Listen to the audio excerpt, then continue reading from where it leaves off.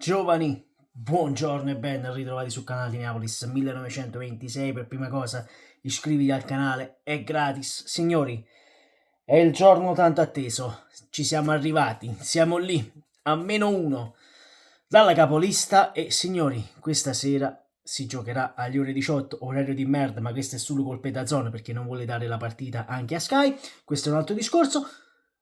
Napoli-Inter, signori ci siamo.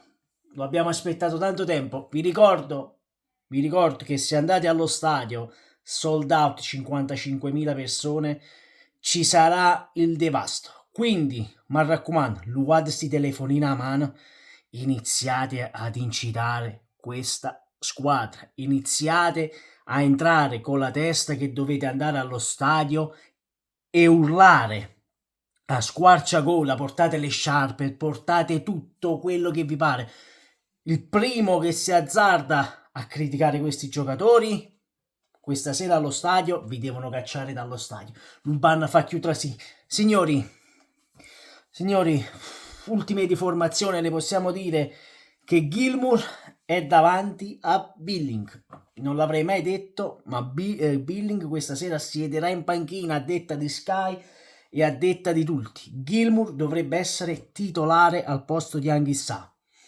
Scelta che io non comprendo appieno, perché io avrei messo Billing, bello alto, fisico, grande presenza a centrocampo, ma staremo a vedere. Comunque, 3-5-1-1 confermato da parte di Antonio Conte.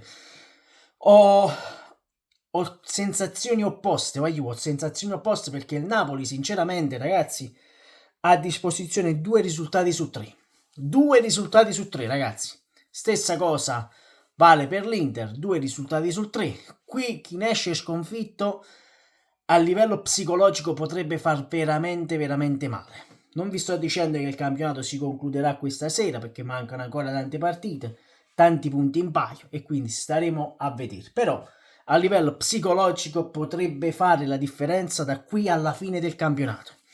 Qualora il Napoli, iniziamo a dirlo subito, qualora il Napoli questa sera dovesse pareggiare 0-0, partita brutta, pigliamoci sto pareggio e stammoci zitti, pensiamo in avanti, pensiamo al proseguio della stagione, perché in questo momento dove il Napoli nel mese di febbraio ha fatto praticamente schifo, siamo lì, a -1 dalla capolista e sappiamo che l'Inter poi avrà impegni, Coppa Italia, Champions League e campionato, quindi sarà su tutti i fronti e di sicuro in Champions League Inzaghi non farà turnover perché lui vuole arrivare in finale. Visto la parte dove è stata sorteggiata l'Inter, potrebbe arrivare anche in finale.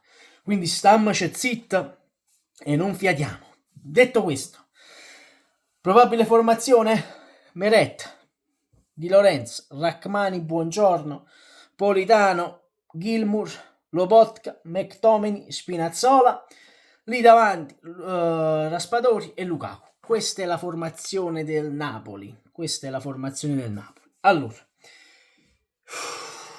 e che cazzo dobbiamo dire? Vai giù.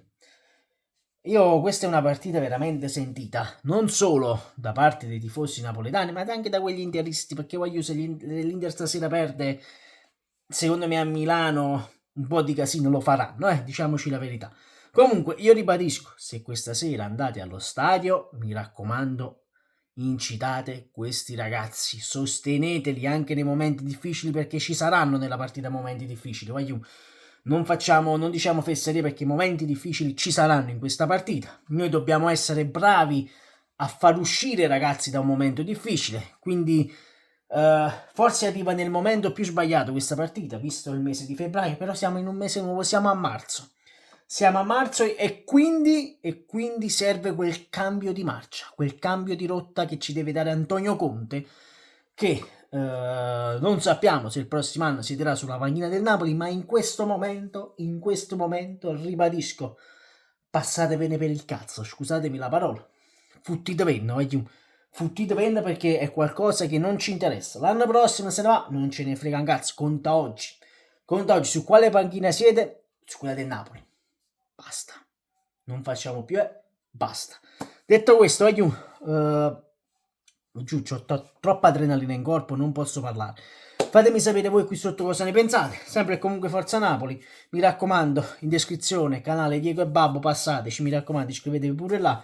Sempre e comunque Forza Napoli, che Dio ce la mandi buona, vi supplico, incitate questi cazzo di giocatori stasera allo stadio. Se vedete qualcuno col telefono, buttatecelo in campo. Buttatecelo in campo. Vuole l'arbitro, non ce ne fotte. Grinta, cazzo, grinta!